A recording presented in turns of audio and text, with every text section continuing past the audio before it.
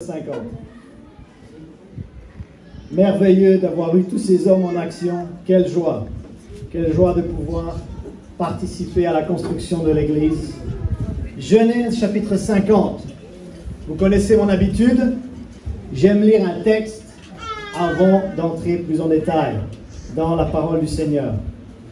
Dernier chapitre de la Genèse, Genèse chapitre 50, verset 15. Quand les frères de Joseph virent que leur père était mort, ils dirent, « Si Joseph nous prenait en haine et nous rendait tout le mal que nous lui avons fait. » Et ils firent dire à Joseph, « Ton père a donné cet ordre avant de mourir. Vous parlerez ainsi à Joseph. » Oh, pardonne. Tout le monde dit pardonne. Pardonne. Pardonne quoi? Le crime de tes frères. Le crime de qui? De tes frères. Là, on ne parle pas des frères dans la foi, on parle de ses frères de sang. On parle de ses frères biologiques. Vous savez déjà où on va ce matin.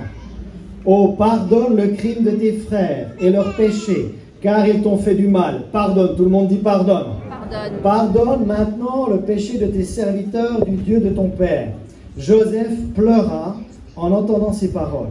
Ses frères vinrent eux-mêmes se prosterner devant lui et ils dirent, « Nous sommes tes serviteurs. » Verset 19. Joseph leur dit, « Soyez sans crainte, car suis-je à la place de Dieu? Vous aviez médité de me faire du mal. » Est-ce qu'il y a quelqu'un qui a médité de vous faire du mal dans votre famille? Mais Dieu l'a changé. Dieu, je prêche déjà, Dieu l'a changé au bien. Amen. Mais il va falloir le pardon. Ouais. Dieu l'a changé en bien pour accomplir ce qui arrive aujourd'hui, pour sauver la vie à un peuple nombreux. Voyez-vous, quand vous pardonnez à un membre de votre famille, l'impact va aller au-delà de votre famille. 21. Soyez donc sans crainte, je vous entretiendrai, vous et vos enfants. Et il les consola. Joseph console ses frères qui ont commis un crime contre lui. Celui qui a été offensé par ses frères est celui qui est en train de consoler ses frères en parlant à leur cœur. C'est calme dans cette assemblée. C'est très calme dans cette assemblée parce qu'on va toucher un sujet très, très sensible. Nous sommes donc dans le deuxième volet de cette série qui s'appelle « Réconcilier pour réconcilier ». Comprenez par là que si nous sommes en Christ, nous avons été réconciliés avec Dieu. Or, maintenant, il souhaite que celles et ceux qui sont en Christ exercent le ministère de la réconciliation, d'où le nom de cette série « Réconcilier », E-U-S, pour réconcilier, E-R. Et cela rejoint l'enseignement de Jésus sur la prière. Qui connaît la prière qu'on appelle le Notre Père? Je suis sûr que si je commence, vous allez pouvoir terminer. Pardonne-nous nos offenses comme nous aussi quoi? Nous. Pardonne-nous nos offenses comme nous aussi nous pardonnons à qui? À ceux qui nous ont offensés. Alors les chrétiens sont très forts pour la première partie du Notre Père. Ils sont très forts pour demander à Dieu le pardon. « Oh Père, j'ai péché cette semaine. Oh là là, j'ai offensé quelqu'un. Pardonne-moi s'il te plaît. » Mais notre Père ne s'arrête pas là. L'enseignement de Jésus ne s'arrête pas là. Il dit « Pardonne-nous nos offenses comme nous aussi nous pardonnons à ceux qui nous ont offensés. » Donc il ne faut pas juste appliquer la première partie. C'est entre guillemets facile de demander à Dieu de nous pardonner. Mais c'est peut-être un petit peu plus dur d'exercer le pardon envers celles et ceux qui nous ont offensés et en particulier envers les membres de notre famille. Donc cette série aujourd'hui, c'est Réconcilier pour réconcilier. Dimanche dernier, nous avons parlé d'exercer le ministère de la réconciliation envers les non-croyants, parce qu'ils ne sont pas encore réconciliés avec Dieu. Ça a été fait potentiellement, mais ce n'est pas encore une vérité dans leur vie s'ils sont sans Christ. Donc il faut passer de sans Christ à en Christ pour être réconcilié avec Dieu. Mais attention, aujourd'hui, ce matin, on va parler d'exercer le ministère de la réconciliation, que tous les enfants de Dieu sur la terre Toutes celles et ceux qui sont nés de nouveau ont été réconciliés avec Dieu et Dieu a mis en nous la parole de la réconciliation. Il nous a donné à chacun d'entre nous le ministère de la réconciliation. Ce matin, le thème, c'est le ministère de la réconciliation envers les membres de notre famille de sang. Et là, 2-3 instants de silence parce que le Saint-Esprit, il est déjà en train d'agir. À voir l'expression de certains visages se décomposer, je pense que le Saint-Esprit est déjà en train d'agir. On part d'exercer le ministère de la réconciliation envers les membres de notre famille. Si vous voulez un verset clé pour toute cette série, ce serait 2 Corinthiens 5, verset 18. Et tout cela vient de Dieu. Donc la réconciliation vient de Dieu. Qui est d'accord avec ça? Qui est d'accord pour dire que la réconciliation vient de Dieu? Et tout cela vient de Dieu qui nous a réconciliés, tout le monde dit réconciliés, avec lui comment? Par Christ. Il n'y a pas de réconciliation possible sans Christ. La réconciliation avec Dieu, elle n'est possible que par Christ. Et qui nous a donné le ministère de la réconciliation. Chaque enfant de Dieu a reçu le ministère de la réconciliation. Vous connaissez l'expression française qui dit « On peut choisir ses amis, mais on ne peut pas choisir sa femme. On ne peut pas choisir sa famille. » Laissez-moi vous mettre au diapason de ce que je suis en train de parler. Le tout premier meurtre de l'humanité était dans le contexte familial. Caïn n'a-t-il pas tué Abel? N'était-il pas frère de sang? N'était-il pas frère? Les deux personnes les plus difficiles à pardonner dans la vie, premièrement, les membres de notre famille, deuxièmement, se pardonner à soi-même. Il n'y a pas plus dur. Il n'y a pas plus dur que de pardonner à un membre de sa famille et que de se pardonner à soi-même. Et avant de revenir à Genèse 50, qui est un récit, écoutez ceci, où Joseph, qui avait été vendu comme un esclave par ses frères, a décidé de pardonner à ses frères. Donc nous sommes en plein contexte d'une réconciliation au sein de la famille avec Joseph qui pardonne à ses frères dans le texte que nous avons lu. Mais avant de revenir à Genèse 50, j'aimerais vous donner 2 citations et je vais voir, petite devinette. Qui a dit ceci? Un homme très célèbre du XXe siècle qui a changé une nation. Il a dit ceci: le pardon libère l'âme. Il fait disparaître la peur. C'est pourquoi le pardon est une arme si puissante. Qui a dit ça? Nelson Mandela. Qui croit que Nelson Mandela a quelque chose à dire sur la réconciliation et le pardon?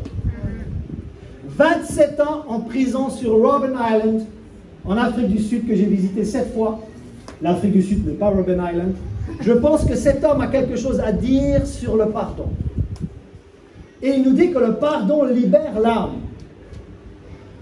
Maintenant, prenons la question ou l'équation de l'autre côté. Si le pardon libère l'âme, le non-pardon la tourmente. Le refus de pardonner, écoutez ceci, ouvre une porte au tourment intérieur. Le ressentiment, l'amertume, voire même la haine. Et quand on persiste dans une telle attitude, c'est s'ouvrir à toutes sortes de troubles spirituels et même physiques. Avez-vous déjà entendu parler des troubles psychosomatiques? C'est quoi un trouble psychosomatique? C'est quelque chose qui affecte ton physique, mais qui n'est pas d'origine physique. Donc le manque de pardon peut tourmenter ton âme jusqu'à affecter physiquement ton être.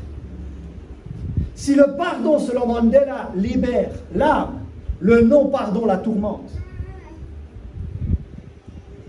Et on va voir que Jésus va totalement dans cette ligne tout à l'heure. Une deuxième citation. Allez-vous découvrir de qui on parle? Cette fois, c'est une femme qui a marqué le XXe siècle aussi.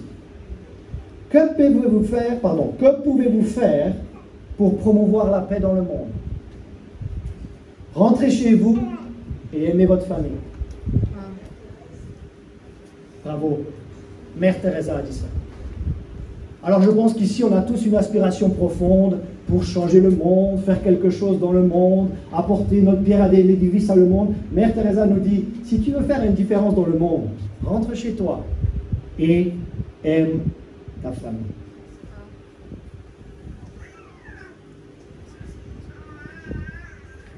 D'où l'importance et la pertinence vitale d'apprendre à exercer le ministère de la réconciliation dans le contexte familial.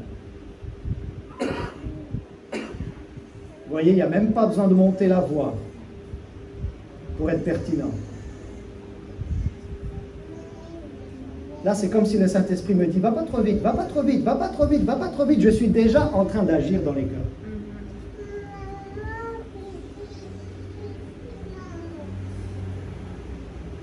Envers quel membre de votre famille avez-vous de la rancune? Envers quel membre de votre famille avez-vous de la rancœur? Savez-vous que l'amertume peut couper la grâce de Dieu de couler dans ta vie? On a dit, on a chanté, oh, que ta grâce coule et coule en moi. Or, l'amertume dans le cœur de quelqu'un peut couper la grâce de Dieu. Si le pardon libère l'âme, le non-pardon peut la tourmenter. Et la raison pour laquelle j'ai choisi un texte avec Joseph, pas Joseph, le fiancé de Marie, mais Joseph, le Joseph de l'Ancien Testament. Ce Joseph-là a toujours été une source d'inspiration pour moi et je suis vraiment fasciné et impressionné par sa vie. Parce que cet homme-là, il a réussi à sortir de 2 prisons dans sa vie. Il a réussi à sortir de la prison extérieure et il a réussi à sortir de la prison intérieure. Parlons d'abord de la prison extérieure. Il avait été accusé à tort par une certaine femme d'avoir couché avec elle alors qu'il servait Potiphar. Potiphar était un officier de Pharaon qui était chef des gardes. Et cette accusation n'était pas juste. C'était une fausse accusation. Et il travaillait dans la maison de Potiphar. Potiphar, quand il a entendu ça, que quelqu'un se serait approché de sa femme, il a décidé que ce Joseph terminerait en prison. Comment Joseph est-il sorti de cette prison extérieure? Donc là, il était en prison. Il était dans une cellule de prison. Donc là, je parle d'une prison extérieure. Il était emprisonné. Il était derrière les barreaux. Comment a-t-il pu sortir de cette prison-là? En exerçant le don que Dieu lui avait donné. Il avait réussi à interpréter 2 songes. Celui du chef des échansons et celui du chef des panetiers. Et quand Pharaon lui-même a eu un songe, l'un d'entre eux a dit, il y a quelqu'un qui interprète les songes en prison. Regardez ceci. Joseph n'a pas attendu que la prison s'ouvre pour exercer son don. C'est l'exercice de son don dans la... C'est l'exercice de son don dans la prison qui a fait éclater le verrou. Oh! Quand j'aurai une meilleure situation professionnelle, j'exercerai mon don. Quand tout sera parfait dans ma vie, j'exercerai mon don. Et là, vous êtes en train d'attendre que le verrou s'ouvre avant d'exercer votre don. Mais ce qui te va te faire sortir des dettes, ce qui te va faire sortir d'une situation précaire, c'est le fait d'exercer d'ores et déjà ton don là où Dieu te place aujourd'hui. Parce que le livre des Proverbes nous dit que les présents d'un homme, les dons qu'un homme a reçus lui élargissent la voie et ça lui donne accès auprès des grands. Quand tu vois un homme habile, ça c'était Proverbe 18-16, Proverbe 22-29, quand tu vois un homme ou une femme habile dans son ouvrage, elle ou il ne se tient pas auprès des gens obscurs, il se tient auprès des gens influents. Je déclare que tu vas identifier ton don, que tu vas pratiquer ton don et que tes portes vont s'ouvrir quand tu vas exercer ton don. J'ai commencé le ministère avec 0 € il y a 12 ans, 0 €. Mais l'exercice d'un don va t'ouvrir des portes. Quel est le don que tu as reçu? Et ça, c'est le secret de Joseph pour sortir d'une situation extérieure. Mais à vrai dire, ce n'était pas vraiment cette prison-là que j'avais envie de mentionner aujourd'hui. Ce qui m'intéresse davantage ce matin, c'est comment sortir d'une prison intérieure. Savez-vous que vous pouvez être emprisonné à l'extérieur, mais vous pouvez aussi être emprisonné à l'intérieur? Et Nelson Mandela a compris ceci, que si je ne pardonne pas, peut-être que je suis sorti de la prison extérieure, mais je reste dans la prison. Savez-vous que vous pouvez être sorti de la prison extérieure et rester dans la prison intérieure? Et c'est ça que Nelson Mandela a compris. Il a dit, si je ne pardonne pas à celles et ceux qui m'ont fait du mal, je vais rester en prison, bien que je sois sorti de la prison extérieure. Je resterai dans une prison intérieure. Tout le monde dit intérieure. Et non seulement Mandela l'avait compris, mais Joseph, bien avant lui, l'avait compris. Il était d'ores et déjà sorti de la prison extérieure. Mais dans le texte qu'on a lu en Genèse 50, il est en train de sortir de la prison intérieure. Au bout d'un moment, quand il va pardonner à ses frères, il y a des larmes, on l'a lu le texte, il y a des larmes qui coulent de lui. Et à mon avis, ce ne sont pas des larmes de tristesse, ce sont des larmes où son âme est en train d'être libérée du poids qu'il y avait dans son tourment. Ah! Comment pouvons-nous parler de prison intérieure? N'est-ce pas un concept trop fort? N'est-ce pas quelque chose d'un petit peu trop virulent comme ça? Ce n'est même pas moi qui le dis, c'est Jésus qui le dit. Ouvrez vos Bibles en Matthieu chapitre 18. Là, il y a un enseignement de Jésus sur le pardon qui va vraiment vous époustoufler. Matthieu chapitre 18, versets 21 et 22. Il y a tout d'abord Pierre. Pierre était toujours assez curieux, était toujours assez quelqu'un de dynamique. Il pose une question à Jésus, en Matthieu chapitre 18, verset 21. Il dit, Seigneur, combien de fois pardonnerai-je à mon frère? Mettons ce matin ceci dans le cadre du contexte de la famille. Dimanche prochain, nous allons parler du contexte dans l'Église. Pardonner à son frère dans la foi, pardonner à sa sœur dans la foi, mais là on parle de pardonner à ses frères biologiques ou à ses sœurs biologiques, ou à ses parents, ou à ses enfants. Et j'aimerais vous dire que c'est prophétique, parce que l'Ancien Testament se termine en nous disant qu'il y aura, avant le retour du Seigneur, un rapprochement entre les parents et les enfants, et entre les enfants et les parents. Donc, avant le retour du Seigneur, il va y avoir des réconciliations familiales puissantes. Oui, certains vous me dites, oui, amen, oui, il y aura des réconciliations puissantes dans les familles avant le retour du Seigneur sur la terre. Et Pierre pose cette question à Jésus, Seigneur, combien de fois pardonnerai-je à mon frère lorsqu'il péchera contre moi? Sera jusqu'à 7 fois. Et Jésus répond, je ne te dis pas jusqu'à 7 fois, mais jusqu'à 70 fois 7 fois. Enfin du bon français. Jusqu'à 70 fois 7 fois. Oui, Louis II était suisse, donc il dit 70. Les Congolais disent 70, les Belges disent 70. Donc jusqu'à, allez, en bon français, jusqu'à 77 fois 7 fois. C'est bon, le français? Attention, parce que je suis devenu français depuis le début de l'année aussi. Donc Jésus donne tout d'abord une réponse assez simple, claire et directe. Pierre lui pose la question, combien de fois devrais-je pardonner à mon frère? Jusqu'à 7 fois? Et Jésus lui dit, non, jusqu'à 70 fois 7 fois. Donc faites le calcul, hein. On va faire 490, quelque chose comme ça. Hein. Maintenant, Jésus continue sa réponse sous forme de parabole. Et cette parabole-là, franchement, je ne sais pas si on l'a lu et on l'a vraiment comprise tellement elle est puissante. Lisez avec moi Matthieu 18, verset 32. Donc Jésus est toujours sur la réponse à Pierre concernant le pardon. Il parle toujours là sur ce sujet-là.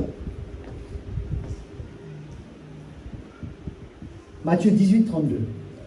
Donc maintenant Jésus utilisait souvent des paraboles pour expliquer des choses de la vie de tous les jours. Et là il utilise ceci. Alors le maître fit appeler ce serviteur. Donc c'est l'histoire dans la parabole d'un maître et d'un serviteur. Et le maître avait remis la dette du serviteur qui était de 10 000 talents. Alors le maître fit appeler ce serviteur et lui dit, méchant serviteur, je t'avais remis en entier ta dette. Donc c'est l'histoire d'un maître qui avait remis la dette à son serviteur. Parce que tu m'en avais supplié. Ne devais-tu pas aussi avoir pitié de ton compagnon comme j'ai eu pitié de toi? Donc imaginez, il y a un serviteur, son maître lui a remis sa dette qui était très élevée. Et il a été libéré de sa dette. Ensuite, le même serviteur, il y a quelqu'un qui lui doit de l'argent, mais beaucoup moins. Beaucoup moins. La somme était beaucoup moins importante que la somme qu'il devait à son maître. Il a supplié son maître pour lui dire, s'il te plaît, pardonne-moi, remets-moi ma dette, ça va me mettre en danger, moi et ma famille, etc. Le maître a eu pitié de lui, il a dit, je te remets ta dette. Le même serviteur qui a eu sa dette remise va vers quelqu'un qui lui devait de l'argent, mais l'argent que cette personne lui devait était beaucoup moins important. Et vous savez ce qu'il a fait? Il a refusé de remettre la petite dette que quelqu'un lui devait. Donc cela rejoint l'idée de parler de celles et ceux qui veulent le pardon de Dieu, mais qui ne veulent pas le donner à d'autres. Cela revient à parler de celles et ceux qui sont déjà réconciliés avec Dieu, mais qui ne veulent pas exercer le ministère de la réconciliation, et en particulier envers les membres de la famille. Continuons le texte. Je suis toujours en Matthieu chapitre 18, verset 32. Alors le maître fit appeler ce serviteur et lui dit, méchant serviteur, je t'avais remis en entier ta dette parce que tu m'en avais supplié. Jésus répond à la question sur le pardon. Ne devais-tu pas aussi avoir pitié de ton compagnon comme j'ai eu pitié de toi? Tu aurais dû lui remettre sa dette qui était beaucoup moins importante que la tienne. Et son maître irrité, donc le premier maître, livra le premier serviteur au bourreau jusqu'à ce qu'il lui paye tout ce qu'il devait. Écoutez ceci, de quoi on parle? On parle du pardon ou du manque de pardon. C'est ainsi que mon Père Céleste vous traitera si chacun de vous ne pardonne à son frère de tout son cœur. Qu'est-ce qu'il faut retenir de cette parabole? Jésus répond à Pierre sur sa question sur le pardon. Êtes-vous d'accord que l'homme en question, sa dette lui avait été entièrement remise, mais maintenant le maître le met en prison parce qu'il avait, ce serviteur, refusé de remettre la dette de quelqu'un d'autre. Il se retrouve derrière les barreaux. Il se retrouve en prison. Il se retrouve, selon l'expression, livré au bourreau. Est-ce que c'est sa dette qu'il a livrée au bourreau? Mais non, sa dette lui avait été remise. Vous savez ce qu'il a?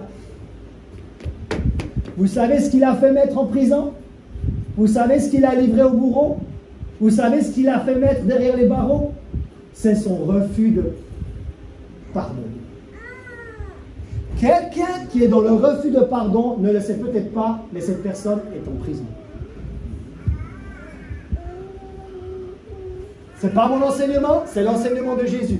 Quelqu'un qui est dans l'amertume, quelqu'un qui est dans la haine, quelqu'un qui est dans la vengeance se croit libre alors que cette personne est emprisonnée.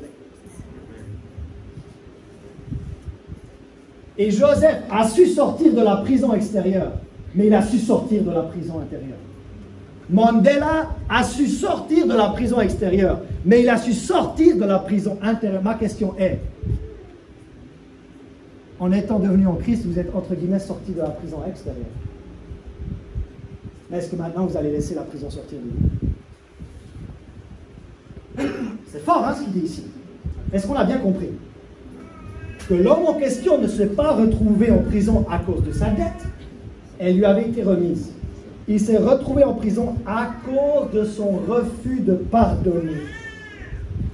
Je trouve ça absolument fort. C'est fort, hein? C'est très fort. Comment Joseph était-il sorti de la prison extérieure? Vous vous souvenez? Comment Joseph était-il sorti de la prison extérieure? Comment? Le don. Le don que Dieu lui avait donné, d'interpréter les rêves. Donc le don, c'est la clé qui déverrouille une porte pour sortir de la prison extérieure. On parle de porte ouverte cette année.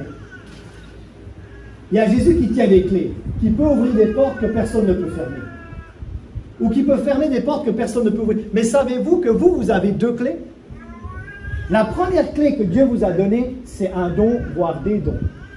Et ce don ou ces dons peuvent vous faire sortir d'une prison extérieure. Ça, c'est le don.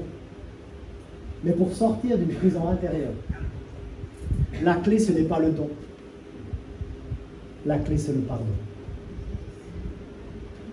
Donc, le don, c'est une clé qui déverrouille une porte pour sortir d'une prison extérieure. Alors que le pardon est une clé qui déverrouille une porte pour sortir d'une prison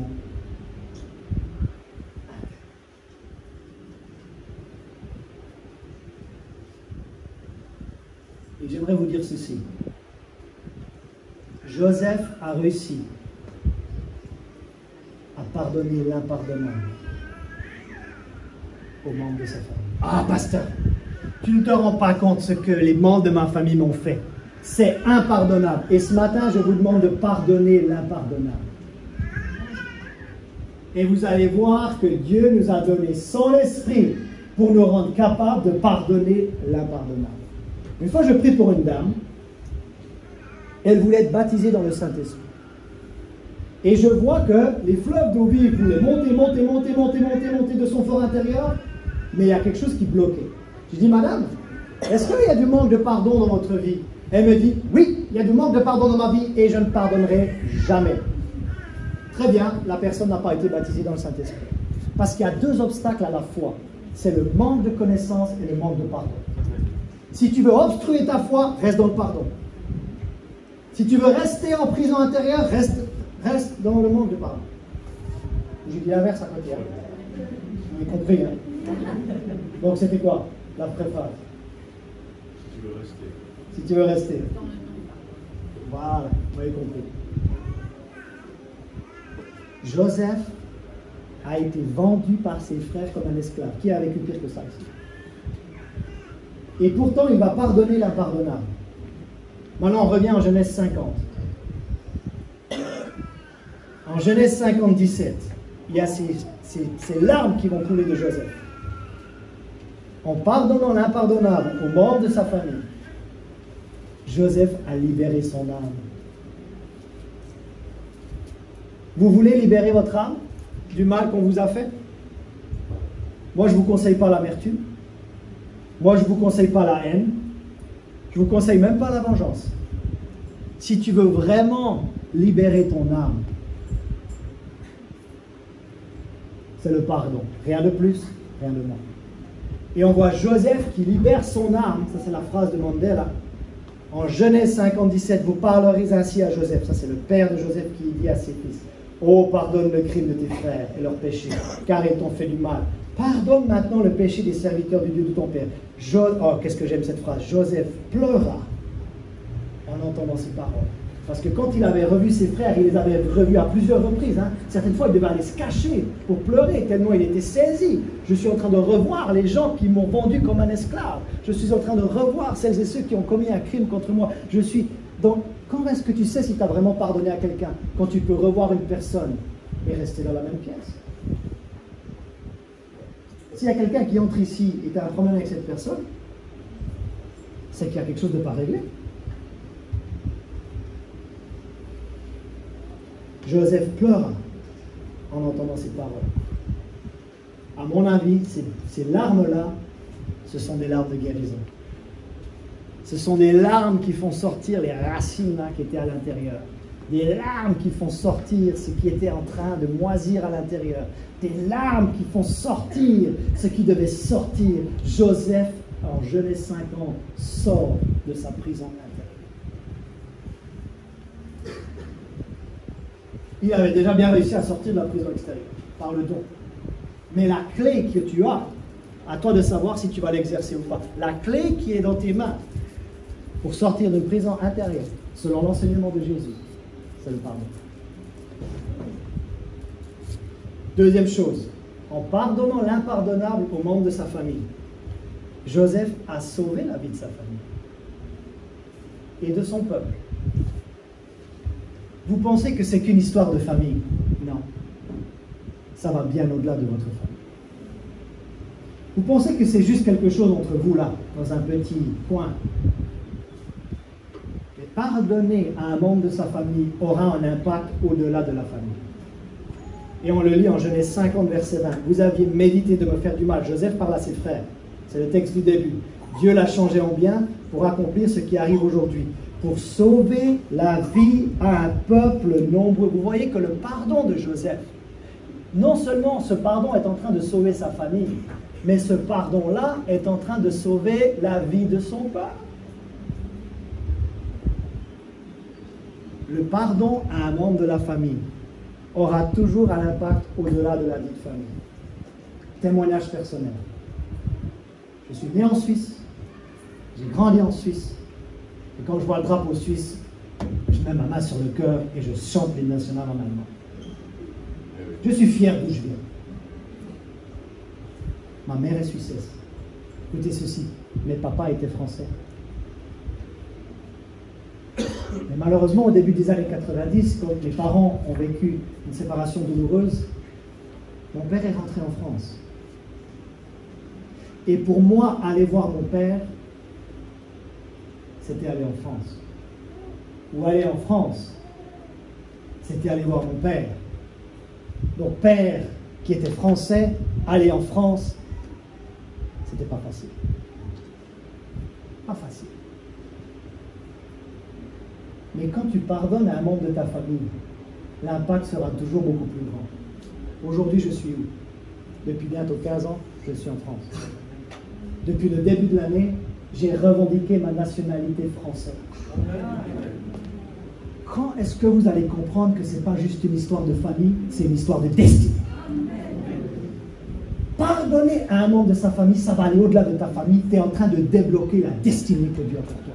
Et si tu restes dans la prison intérieure, c'est comme si tu freines la destinée qui est la tienne. Et aujourd'hui, c'est non seulement être en France, mais c'est aussi voyager dans le monde francophone. Je déclare que ta destinée est débloquée ce matin par le pardon que tu vas exercer au moment.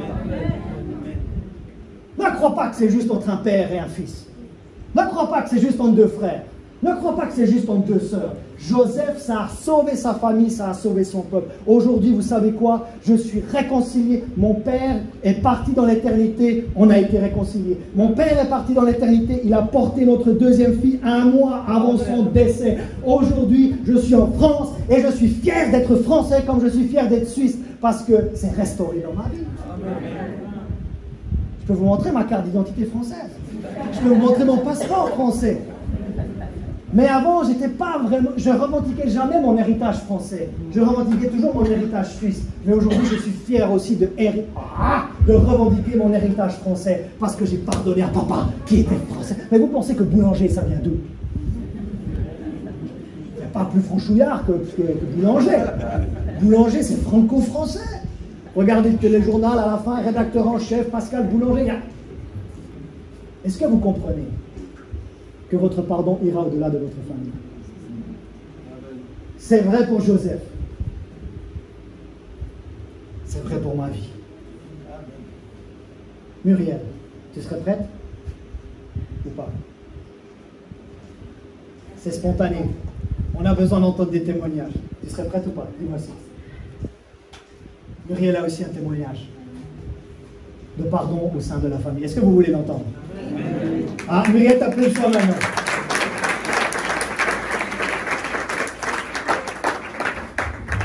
Alors, merci à tous pour entendre ce témoignage. Moi, je rebondis sur ce que dit Philippe. Aussi, dans ma famille, ça a été très, très compliqué avant que je sois chrétienne. Donc, il y a eu vraiment des situations très, très difficiles. Et une fois venue à Christ, c'est vrai que je me suis dit, je ne peux pas rester comme ça dans ma famille, avec mon père, avec ma sœur, qui avait été très désobligeant avec moi, des grosses situations difficiles, une perte de travail, on m'a mis dehors, tout ça, enfin j'ai perdu beaucoup de choses. Et je me suis dit non, il faut que j'appelle mon père, il faut que je prenne le téléphone et que je lui dise, je dois te parler et on doit parler ensemble. Donc je l'ai fait et en fait, quand tu l'as appelé au téléphone, j'ai senti vraiment dans sa voix ses larmes. Il attendait que ça. Donc en fait, je me suis dit, Seigneur, c'est toi qui as guidé vraiment mes pas. Et maintenant, on partage, on a parlé de plein de choses. Notre vie a été restaurée, ainsi que ma sœur. Et vraiment, maintenant, c'est autre chose. Donc le pardon est très important et ça m'a libérée moi aussi de beaucoup, beaucoup de choses en plus, comme dit Philippe. J'ai pardonné, mais j'ai été pardonnée de moi-même aussi. J'étais plus en prison en me disant tous les jours, mon père, qu'est-ce qu'il pense, enfin, toutes des choses que je me tracassais. Maintenant, je suis libre dans ma tête et ma vie continue différemment.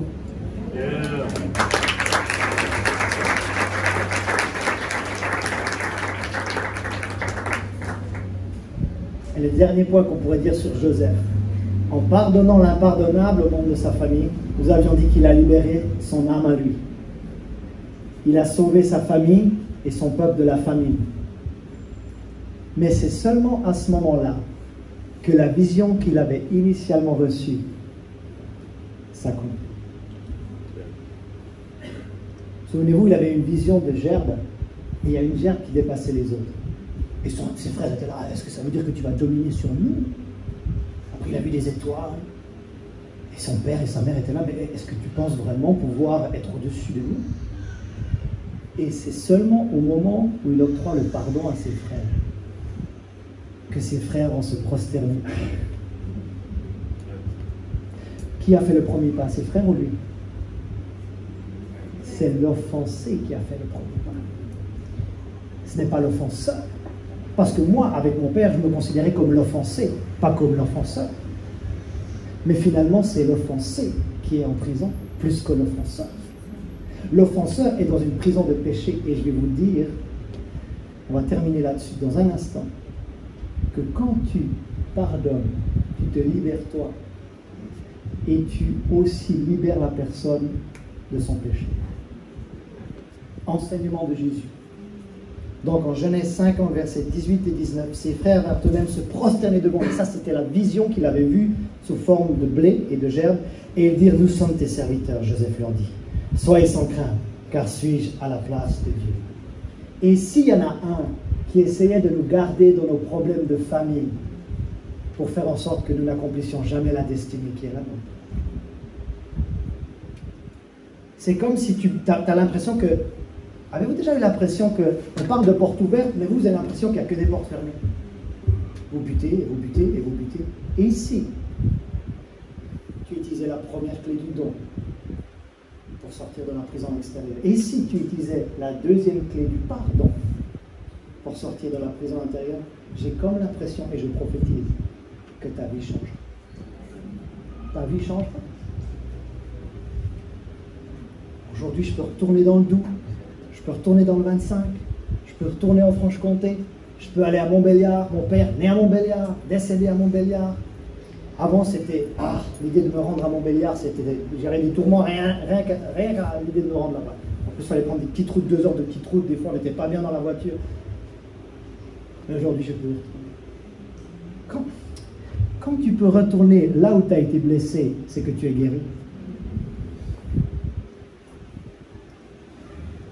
J'ai eu un accident au port de Nice qui aurait pu me coûter la vie. Et aujourd'hui, je peux y retourner. Je me suis fait matraquer à coups de marteau dans la ville du Cap, en Afrique du Sud. Nez cassé. Et je peux retourner à l'endroit où on m'a agressé. Parce que quand tu peux retourner à l'endroit où tu as été blessé, c'est que tu en es vraiment guéri. Quand tu peux revoir une personne qui t'a blessé, c'est que tu en es vraiment restauré. Maintenant, je ne pouvais pas terminer ce matin sans vous citer Jean chapitre 20, dernier verset. Jean chapitre 20, versets 22 et 23. Quand j'ai lu ça, je me dis, j'ai jamais vu ça. Je ne l'avais jamais vu auparavant. Pourtant, j'essaie de lire la Bible régulièrement, mais ça, je ne l'avais jamais vu. Jean chapitre 20, versets 22 et 23. J'aimerais vous montrer quelque chose. Et pendant longtemps, je ne l'ai pas vu. Je ne l'ai vraiment pas vu. Jésus est désormais ressuscité en Jean chapitre 20. Jean chapitre 20, versets 22 et 23. Après ces paroles, Jésus souffla sur eux, ses disciples, et il leur dit, donc Jésus est ressuscité. Il souffle sur ses disciples. Regardez ceci. Recevez le Saint-Esprit. Donc on pourrait dire que les disciples naissent de nouveau à ce moment-là. Ceux à qui vous pardonnerez le tout premier message de la résurrection, c'est un message de pardon. J'avais jamais vu ça. On connaît les dernières paroles, avant de monter au ciel, il a dit, vous recevrez une puissance, le Saint-Esprit sur vous. Mais les toutes premières paroles qu'il a citées, une fois ressuscité, c'était quoi? C'était un message de pardon. Et il dit ceci, non, parce que j'entends déjà certaines personnes, pasteur, je ne peux pas, ils ont commis l'impardonnable à mon égard, je ne peux pas pardonner l'impardonnable. Moi j'ai envie de vous dire, dans ton humanité, tu ne peux pas, mais en ayant reçu l'Esprit de Dieu à l'intérieur de toi, il te donne la capacité de pardonner l'impardonnable. Donc, dans ton humanité, Ton humanité, ta chair, là, elle crie vengeance. Ta chair, elle crie haine. Ta chair, elle crie « Ah, je dois être justifié dans cette vie. » Parce que peut-être qu'il y a même les tribunaux qui t'ont jugé et que tu n'étais pas coupable. Dans ton humanité, tu ne peux pas pardonner l'impardonnable. Mais alors qu'il souffle l'Esprit de Dieu sur eux, le premier message de la résurrection pour Jésus et le premier message de la nouvelle naissance pour les disciples, ce n'est pas donne ta dîme, ce n'est pas va à l'église, ce n'est pas part en mission, c'est pardon. Combien on a d'années de conversion sans avoir réglé ces choses fondamentales de notre vie? Après ces paroles, Jean 20, verset 22, il souffla sur eux et leur dit, recevez le Saint-Esprit. Ceux à qui vous pardonnerez, le premier message de Jésus à la résurrection, c'est un message de pardon. Ceux à qui vous pardonnerez, le premier message qu'ils entendent une fois nés de nouveau, c'est un message de pardon. Écoutez la suite. Ceux à qui vous pardonnerez les péchés, ils leur seront pardonnés. Et ceux à qui vous les retiendrez, ils leur seront retenus. Prenons un cas concret. Un couple marié au sein duquel il y a adultère. Alors là, je peux vous dire que pas forcément ici, mais ailleurs, j'entends histoire après histoire d'infidélité, et pour une fois, ce n'est pas toujours l'homme. Je ferme la parenthèse. Dans toutes les histoires que j'ai entendues récemment, l'homme a été fidèle. On connaît l'infidélité masculine, on en a fait des films, mais aujourd'hui, il n'y a pas que la fidélité masculine. Je ferme la parenthèse. Maintenant, quand la personne qui a été offensée par un adultère pardonne la personne qui a commis l'adultère, elle va se libérer de quelque chose. Mais Jésus dit autre chose. C'est qu'en pardonnant la personne qui a commis quelque chose contre toi, tu l'aides à sortir de son péché. Donc le manque de pardon a une double peine. Nous sommes en prison et la personne reste dans son péché. Mais alors mettons-le dans le positif maintenant. Le pardon a une double bénédiction. Parce que toi tu sors de la prison intérieure et tu aides la personne à vaincre le péché de l'infidélité. Est-ce que je parle à une assemblée réveillée ce matin? Là j'ai pris l'exemple de l'infidélité, j'ai pris l'exemple de l'adultère, mais on pourrait prendre tellement d'autres exemples. Quand toi, tu te libères, toi-même et tu aides la personne à sortir. Jésus, quand il était sur la croix, il a dit quoi? Père, pardonne-leur, car ils ne savent pas ce qu'ils font. Qui est pardonné de Dieu ici? Vous voyez qu'en pardonnant, il ouvre la voie pour que nous. Il y a un autre exemple, Étienne. Étienne est celui qui s'est fait lapider jusqu'à la mort, et il y avait un certain Saul de Tarse qui était présent lorsqu'il a été lapidé. Que dit Étienne à sa mort? Comme Jésus, pardonne-leur. Qu'est-ce qu'on voit après dans la vie de Paul? Saul de Tarse, le persécuteur, l'homme violent, devient l'apôtre Paul. Est-ce que tu vois à quel point tu te libères toi-même, mais tu libères la personne de « Ah, je prie maintenant dans le nom de Jésus. » Parce que là, il y a quelque chose qui se passe. Là, il y a quelque chose qui se passe.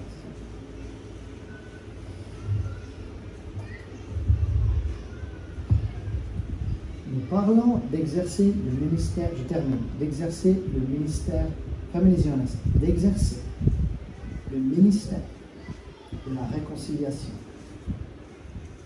auprès des membres de cette famille. Tu pourrais l'appliquer à bien d'autres contextes, mais là on parle vraiment de la foi.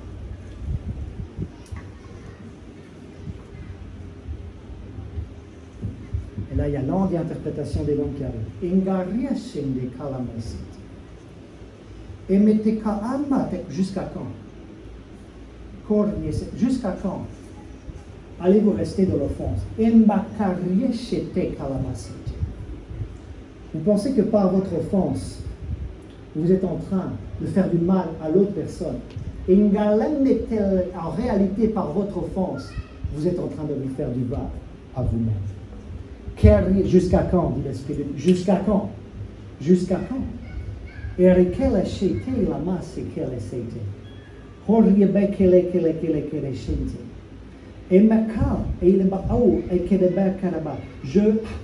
Cet été-là, il va y avoir des va-et-vient. Des personnes vont venir à vous et des personnes vont aller vers les membres de leur famille. Tout d'abord, je prie que vous soyez bénis à votre départ et à votre arrivée si voyagez. Je prie que vos proches soient bénis à leur départ et à leur arrivée quand vous allez voyager.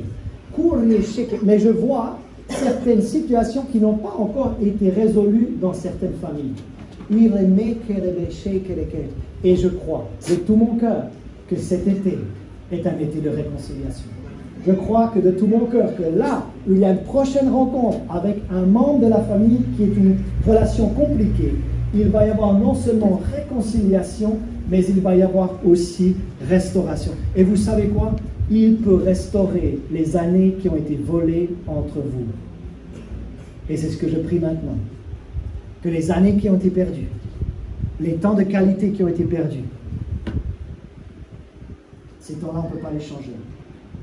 Mais le temps qu'il nous reste, on peut le changer. Et c'est ce que je prie pour un été de réconciliation familiale. Je prie pour un été de restauration familiale. N'allons pas jusqu'à la rentrée avec les casseroles d'hier, mais allons à la rentrée avec la destinée de demain. Et si les problèmes d'hier ne pouvaient plus entraver la destinée de demain, et je vous lis ce texte prophétique, fin du Nouveau Testament, il ramènera le cœur des pères à leurs enfants. Je prie dans le nom de Jésus pour des réconciliations entre parents et enfants. Mais le texte ne dit pas que ceci. Il ramènera le cœur des pères à leurs enfants. Et le texte nous dit, et le cœur des enfants à leur père. Je prie pour des réconciliations entre parents et enfants. Je prie pour des réconciliations entre enfants et parents. Je prie pour des réconciliations entre les enfants. Je prie pour des réconciliations peut-être au-delà de la famille directe, c'est-à-dire avec les cousins, les petits cousins. Peut-être, l'Esprit de Dieu me montre quelque chose. Il y a un cas ou plusieurs cas où c'est avec la belle famille, ou la belle-mère, ou le beau-père. C'est-à-dire qu'il y avait des parents, et les parents, ou un des parents a remarié quelqu'un, et c'est très mal passé dans le contexte de la famille, et ça a causé beaucoup de problèmes. Mais, si vous pensez que le pardon, que c'est impardonnable, il vous donne la capacité, par son esprit, de pardonner ce que vous jugez impardonnable. N'essayez pas de le faire par votre chair, n'essayez pas de le faire par votre humanité. Demandez l'aide de Dieu pour pouvoir le faire.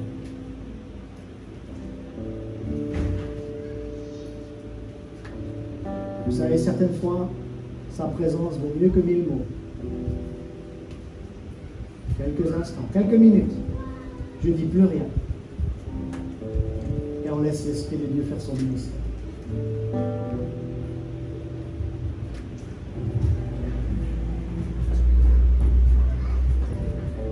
C'est pas encore la fin, parce que là c'est un moment sacré.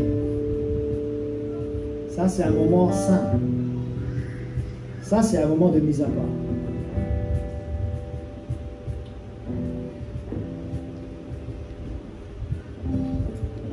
Quand les gens sont partis dans l'éternité, c'est trop tard. Il aurait fallu exercer le ministère de la réconciliation avant. Parce que là, les regrets ont commencé à s'installer.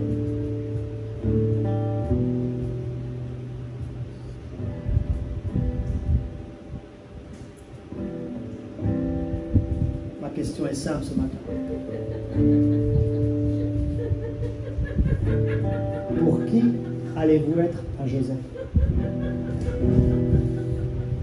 Pour qui allez-vous être une Josépha? Pour qui vas-tu être un Joseph? Si vous êtes une dame, pour qui vas-tu être une Josépha?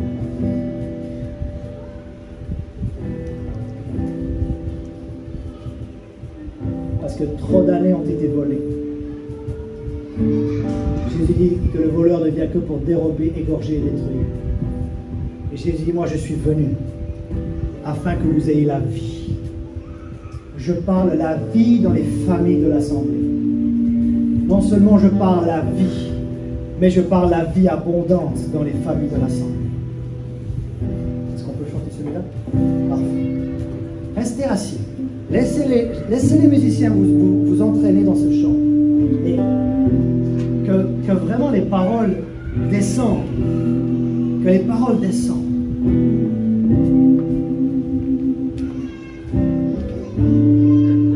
On reste dans cette atmosphère de révérence pour Dieu.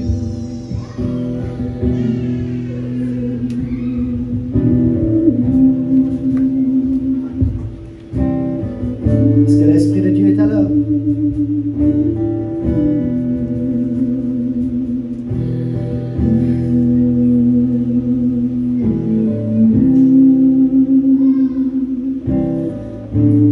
Si Joseph a pu le faire, nous pouvons le faire. Écoutez ceci, écoutez. Je ne vous demande même pas de chanter, je vous demande d'écouter.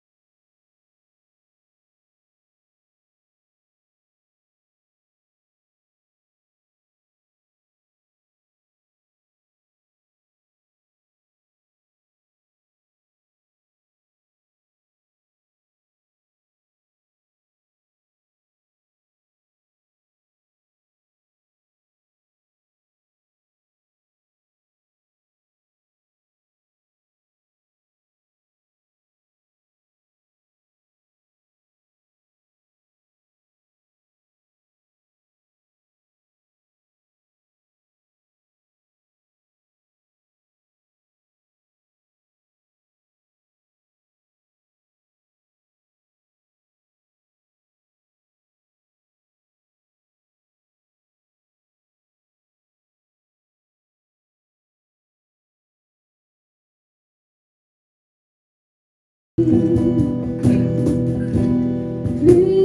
d'amour.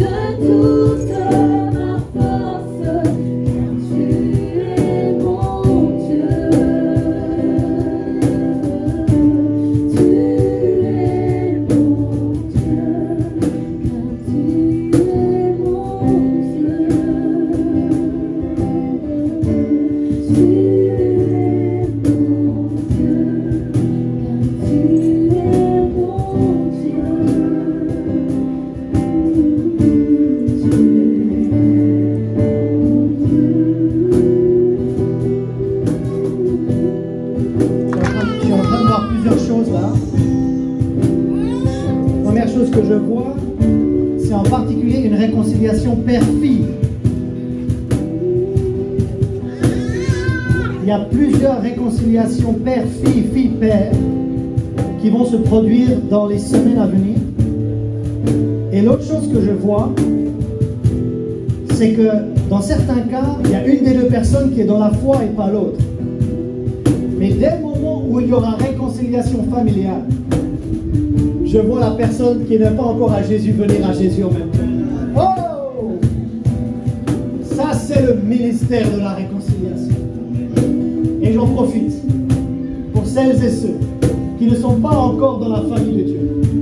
Vous êtes venus ce matin dans un lieu de culte chrétien, mais ça ne fait pas forcément de vous encore un membre de la famille de Dieu. Jésus dit, il faut naître de nouveau. On est arrivé dans une famille biologique par la naissance naturelle, mais on arrive dans la famille de Dieu par la nouvelle naissance. Qui veut faire partie de la grande famille de Dieu ce matin? Levez une main ou deux mains, ça me fait plaisir de prier avec vous. Je vois une main, je vois deux mains. Oui. Prions ensemble pour celles et ceux qui veulent entrer dans la famille de Dieu. Vous êtes prêts à prier avec moi?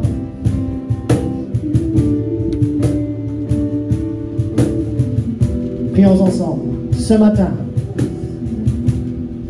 je crois que la réconciliation en Dieu et l'humanité a été rendue possible par Christ. Ce matin, dimanche 23 juillet 2023, je crois dans mon cœur, je confesse de ma bouche que Jésus-Christ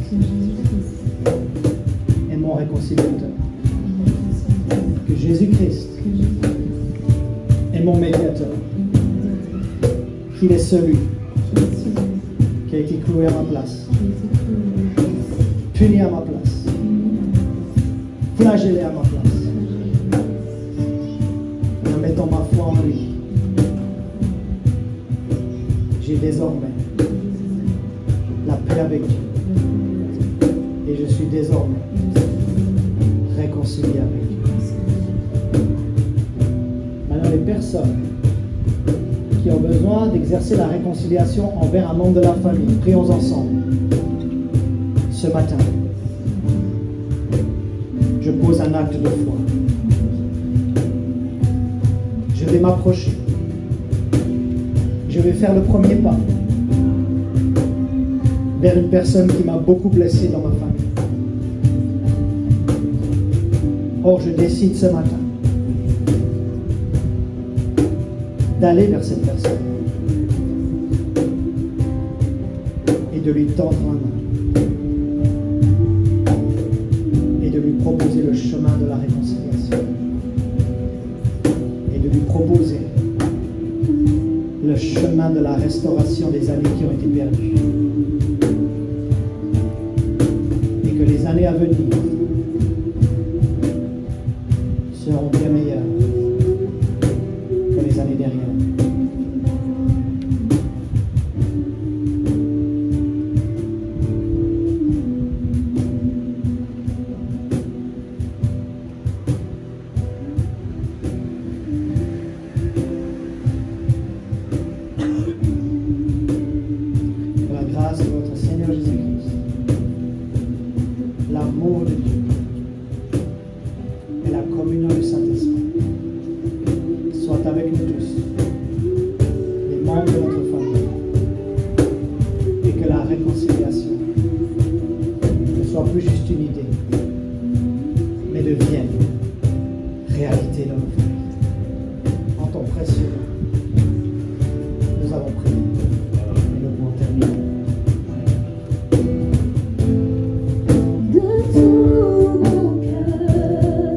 Vous avez le droit de vous lever.